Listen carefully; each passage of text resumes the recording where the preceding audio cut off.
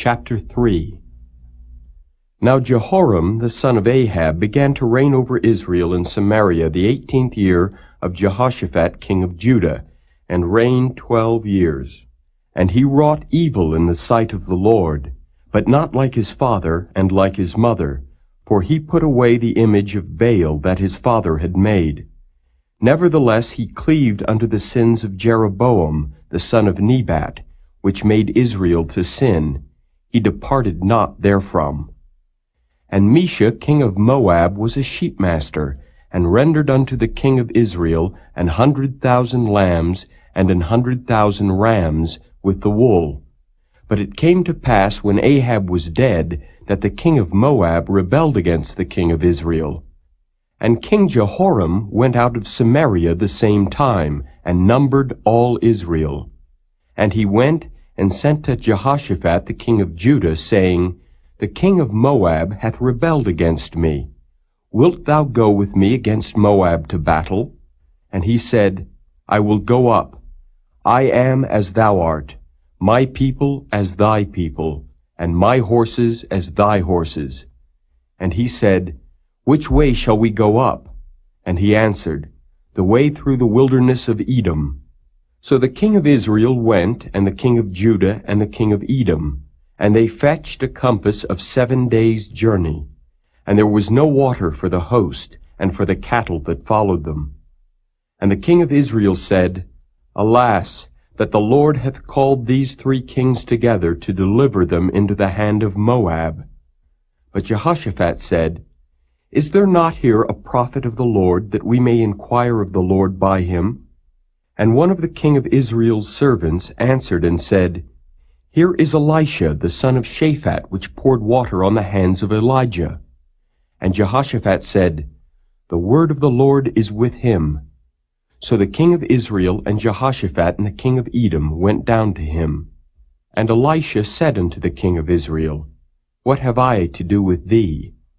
Get thee to the prophets of thy father and to the prophets of thy mother. And the king of Israel said unto him, Nay, for the Lord hath called these 3 kings together to deliver them into the hand of Moab. And Elisha said, As the Lord of hosts liveth, before whom I stand, surely were it not that I regard the presence of Jehoshaphat the king of Judah, I would not look toward thee, nor see thee. But now bring me a minstrel. And it came to pass, when the minstrel played, that the hand of the Lord came upon him. And he said, Thus saith the Lord, Make this valley full of ditches. For thus saith the Lord, Ye shall not see wind, neither shall ye see rain, yet that valley shall be filled with water, that ye may drink, both ye and your cattle and your beasts. And this is but a light thing in the sight of the Lord. He will deliver the Moabites also into your hand.